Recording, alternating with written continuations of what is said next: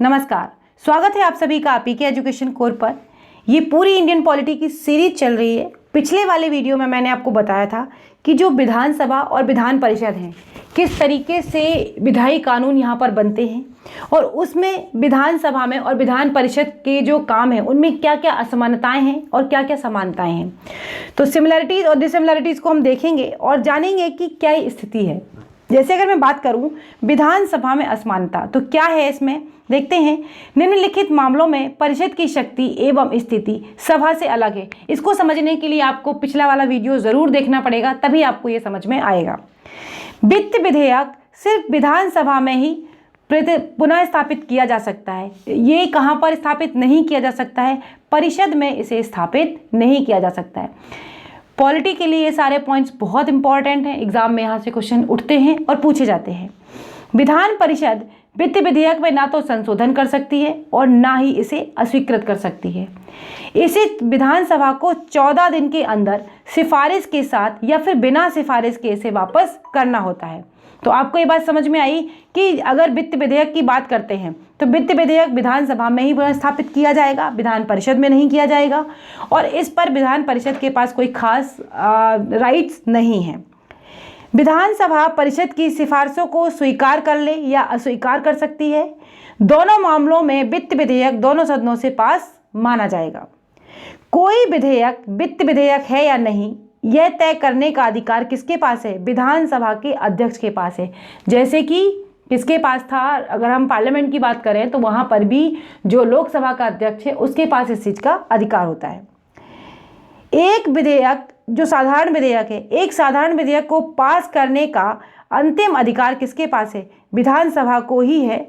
कुछ मामलों में परिषद इसे अधिकतम 4 महीने के लिए रोक सकती है। पहली बार में विधेयक 3 माह के लिए और दूसरी बार में 1 माह के लिए इसे रोका जा सकता है।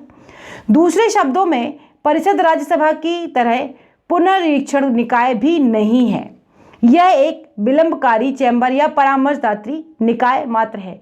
मतलब अगर विधेयक नहीं समझ आ रहा है या उनके हिसाब से नहीं है, अगर वो परिषद कुछ उसमें बदलाव करना चाहती है तो सिर्फ ये देर कर सकती है। इसके पास कोई राइट नहीं है। ये अपने पास रोक के बस क्या कर सकती है? 3 महीने तक रखे रहेगी पहली बार में, दोबारा फिर विधेयक आएगा तो 1 महीने के लिए और रख सकती है। लेकिन वो पास फाइनली किससे माना जाएगा? विधानसभा से ही माना जाएगा। परिषद बजट पर सिर्फ बहस कर सकती है लेकिन अनुदान की मांग पर मत नहीं दे सकती। क्या नहीं कर सकती? अनुदान की जो मांग होती है उस पर मत नहीं कर सकती है। यह विधानसभा का विशेष अधिकार है। आपसे पूछा जा सकता है कि विधानसभा के पास कौन कौन से विशेष अधिकार हैं जो विधान परिषद के पास नहीं है। तो इस चैप्टर को जब आप पढ़ लेंगे और समझ लेंगे तो आपको बहुत आसानी से समझ आ जाएगा। ये पूरा का पूरा मैटर लक्ष्मीकांत सर की बुक से लेती हूँ। जो लोग भी मुझसे PDF के लिए जुड़ना चाहते हैं वो हमें ज्वाइन कर लें टेलीग्राम ग्रुप पर पीके एजुकेशन कोर के नाम से। परिषद अविश्वास प्रस्ताव पारित कर मंत्री परिषद को नहीं हटा सकती है। ऐसा इसलिए क्योंकि मंत्री परिषद की जिम्मेदारी किसके प्रति है? सामूहिक रूप से विधानसभा के प्रति जिम्मेदारी है, जैसे कि संसद में लोकसभा के प्रति होती है। लेकिन परिषद राज्यपाल के क्रियाकलापों और नीतियों पर बहस और आलोचना कर सकती है।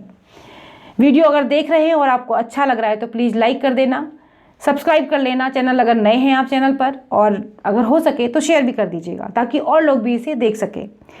जब एक साधारण विधेयक परिषद में आया हो और सभा में भेजा गया हो, यदि सभा अस्वीकृत कर दे तो विधेयक खत्म हो जाता है। मतलब यहाँ पर सीधी सी बात बताई जा रही है आपको कि विधानसभा के पास ज़्यादा शक्तियाँ हैं। परिषद भारत के राष्ट्रपति और राज्यपाल में राज्य के प्रतिनिधित्व के चुनाव में भाग नहीं ले सकती है। जब मैंने आपको राष्ट्रपति पढ़ाया था, राज्यपाल का तो कोई मतलब ही नहीं, राज्यसभा में जब होता है तो उसमें भी कोई मतलब नहीं है। तो परिषद भारत के राष्ट्रपति और राज्यसभा के जो चुनाव होंगे उनमें भाग नहीं लेगी। तो ये जब राष्ट्रपति मैंने आपको पढ़ाया था वहाँ पर मैंने पूरी डिटेल में आपको बताया था कौन कौन से लोग राष्ट्रपति के चुनाव में भाग लेते हैं। मैं चाहूँगी कि आप लिंक जो डिस्क्रिप्शन बॉक्स है, अगर कमेंट बॉक्स में आप इसको बताएंगे तो मुझे बहुत अच्छा लगेगा कि राष्ट्रपति के चुनाव में कौन कौन भाग लेते हैं। ये आप ज़रूर कमेंट बॉक्स में बताइएगा ताकि और लोग भी उसे जान सकेंगे। संविधान संशोधन विधेयक में परिषद प्रभावी रूप से कुछ नहीं कर सकती। इस मामले में भी वह विधानसभा की तरह अभिभावी है, मतलब वो सिर्फ देख सकती है और कुछ कर उसमें चेंजेस नहीं कर पाएगी। जो कुछ करेगी काम कौन करेगी? विधानसभा ही करेगी। परिषद का अस्तित्व ही विधानसभा पर निर्भर करता है। विधानसभा की सिफारिश के बाद ही संसद विधान परिषद को समाप्त कर सकती है। अगर विधानसभा ने ये मतलब कोई नियम बनाया या ऐसा कुछ कहा तो क्या होगा? इसको विधान परिषद को समाप्त कर दिया जाएगा और गठन भी इसके अनुसार ही होता है।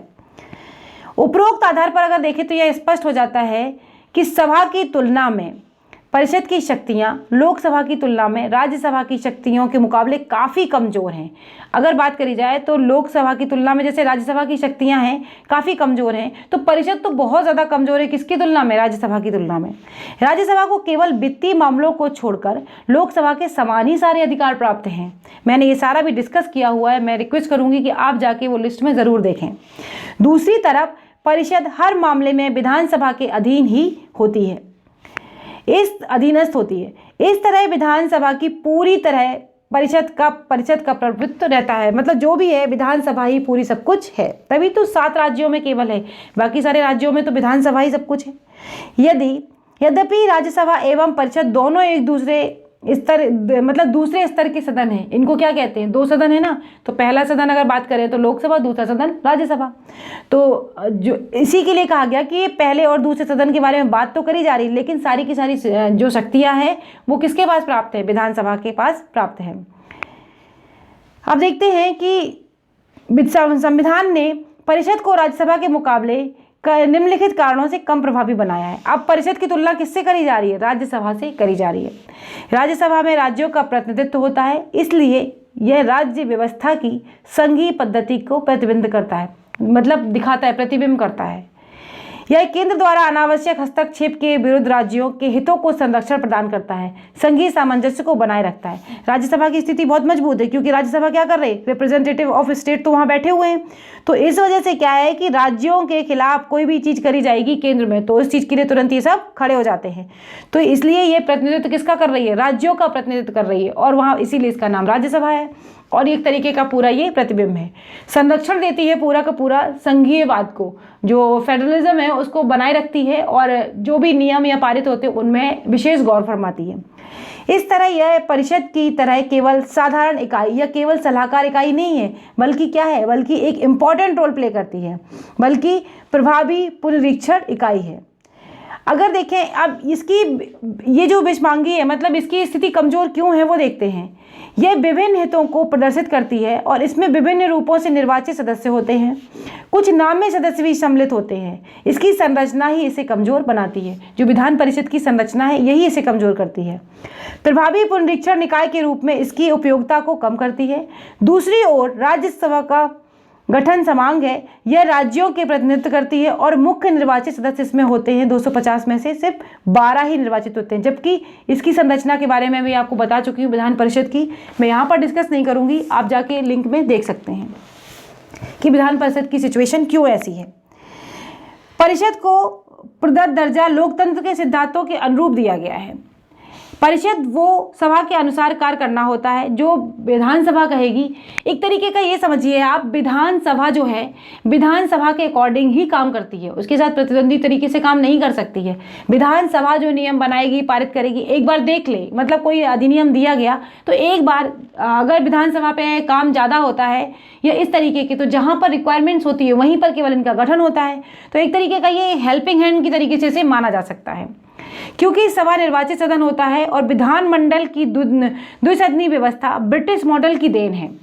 ब्रिटेन में हाउस ऑफ लॉर्ड, जिसे उच्च सदन कहते हैं, हाउस ऑफ कॉमन्स निचला सदन होता है, का विरोध नहीं करता है। ऐसे ही यहाँ पर भी है।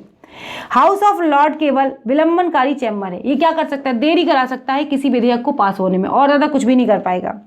यह साधारण विधेयक को अधिकतम 1 माह और धन विधेयक को 1 माह के लिए रोक सकता है। इसके पास और भी कम शक्तियां हैं, ये तो 1 माह के लिए ही रोक सकता है, जबकि परिषद तो फिर भी 4 माह के लिए टोटल रोक सकती है, पहली बार में 3 महीने के लिए और दूसरी बार में 1 महीने के लिए। तो 1 मंथ और 3 मंथ का अगर पीरियड मिल जाता है फिर भी चलो 4 मंथ ये किसी चीज़ को डिले करा सकती है, बट यहाँ पर तो ऐसा भी नहीं है। यद्यपि परिषद को सभा के मुकाबले कम अधिकार दिए हैं, फिर भी इसकी उपयोगिता निम्नलिखित बातों पर निर्भर करती है। अब देखते हैं इसकी उपयोगिता क्या है। यह विधानसभा द्वारा जल्दबाजी में या फिर त्रुटि रूप, असावधानी और गलत विधानों की पुनरीक्षण और विचार हेतु उपबंध बनाकर उनकी जांच करती है। मैंने कहा कोई विधेयक जल्दबाजी में अगर विधानसभा से पास हो जाता है और विधान परिषद के पास अगर आता है तो विधान परिषद क्या करती है, उनकी बारीकी से जांच करती है और उनकी जो कमियां हैं उनको दूर करके या उन्हें एज इट इज अगर सही चीज़ें हैं तो उन्हें वापस विधानसभा को भेज देती है।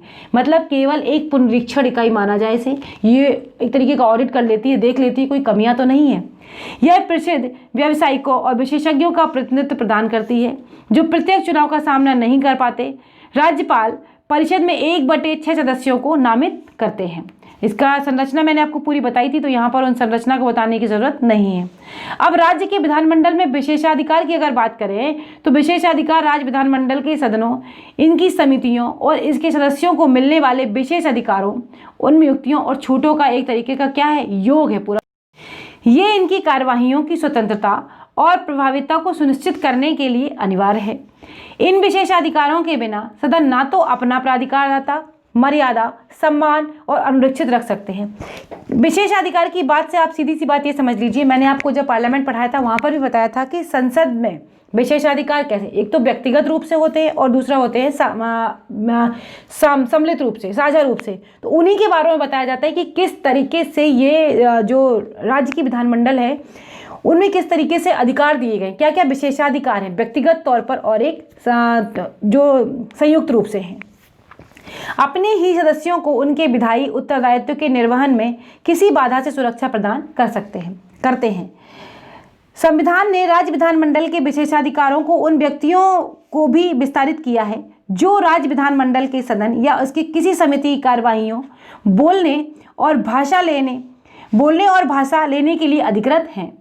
इसमें राज्य के महाधिवक्ता और राज्य के मंत्री भी सम्मिलित होते हैं।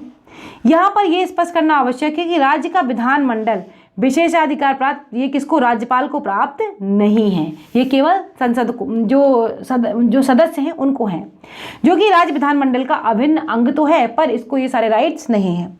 राज्य विधानमंडल के विशेष अधिकारों को 2 मुख्य श्रेणियों में बांटा जा सकता है, एक जिन्हें राज्य विधानमंडल के प्रत्येक सदन द्वारा संयुक्त रूप से प्राप्त किया जाता है और दूसरा जिन्हें व्यक्तिगत रूप से प्राप्त किया जाता है।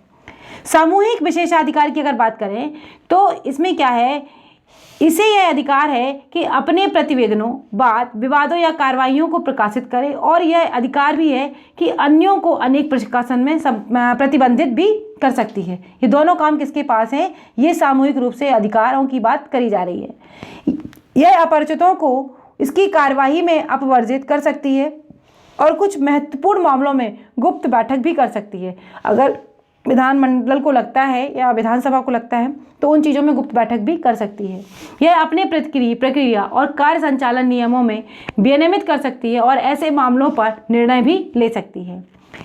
यह भर्त्सना, फटकार, कारावास, सदस्यों के मामले में निलंबन या निष्कासन, द्वारा विशेषाधिकारों के उल्लंघन या सभा की अवमानना के लिए भी सदस्यों को सहित बाह्य व्यक्तियों को भी दंडित कर सकती है। अगर कोई सदन की अवमानना करी जा रही है तो क्या कर सकती है, दंडित कर सकती है।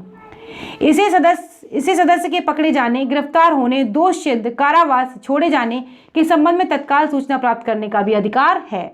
यह जांच प्रारंभ कर सकती है और साक्षियों को उपस्थित होने का आदेश भी दे सकती है और संगत पत्रों और रिकॉर्डों को भी भेज सकती है।